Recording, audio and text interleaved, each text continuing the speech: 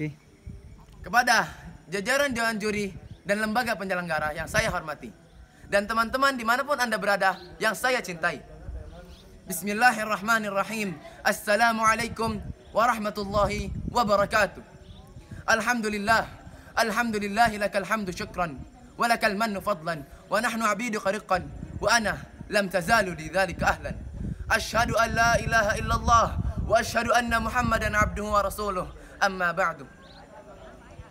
Puji syukur kepada Allah Subhanahu wa taala yang telah memberikan kita nikmat iman, nikmat Islam, nikmat sehat, sehingga saya bisa berceramah atau menyampaikan ilmu kepada kalian semua.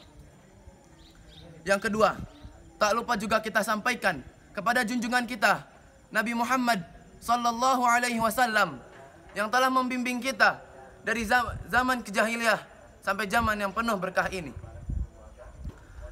Saya, Muhammad Hilmi Al-Sadan, sebagai perwakilan Pondok Quran Boarding School, akan menyampaikan sebuah tema, generasi milenial cinta Al-Quran.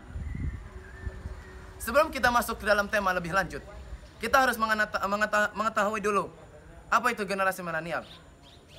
Generasi milenial adalah generasi-generasi muda, atau lebih tepatnya generasi-generasi yang masih dalam jenjang SMP atau SMA, seperti kita. Generasi-generasi muda ini adalah harapan untuk umat dan bangsa. Maka dari itu, kita wajib mendidik anak generasi-generasi muda ini dengan Al-Quran dan iman yang kokoh, agar masa depan Indonesia bisa lebih terang benderang. Kita tahu, di zaman ini sudah banyak terdapat gadget-gadget dimanapun itu Anda berada. Mau itu di restoran, di rumah, dimanapun. Sehingga banyak dari kita untuk lebih memilih memainkan gadget daripada membaca Al-Quran.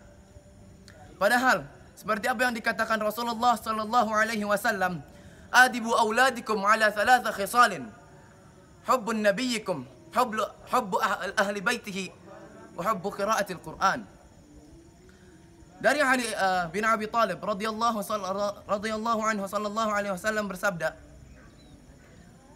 "Didiklah anakmu dengan 3 perkara: cinta nabimu, cinta keluarganya, dan cinta membaca Al-Quran."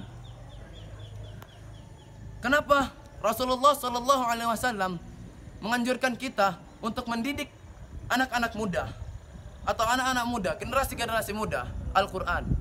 Karena Al-Quran ini bisa memberikan kita syafaat di yaumil akhirah kelak. Seperti yang dalam hadis, "Iqra'ul Quran fa innahu ya'ti yaumal qiyamah syafi'an li ashabih."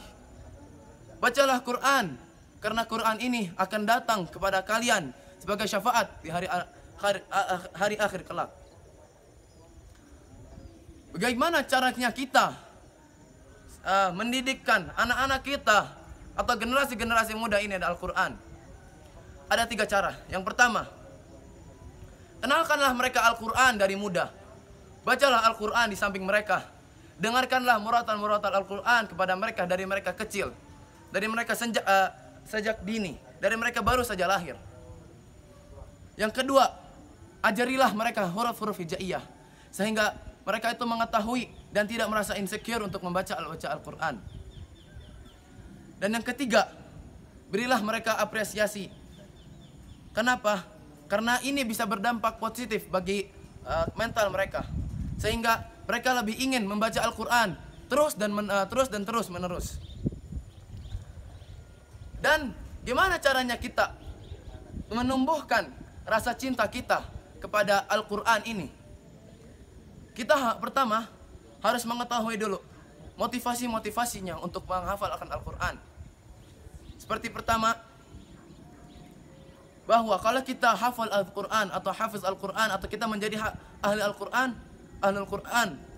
kita di hari akhir nanti kelak, kita bisa memberikan kepada orang tua kita sebuah mahkota yang bahkan mahkotanya ini dikatakan lebih terang daripada matahari.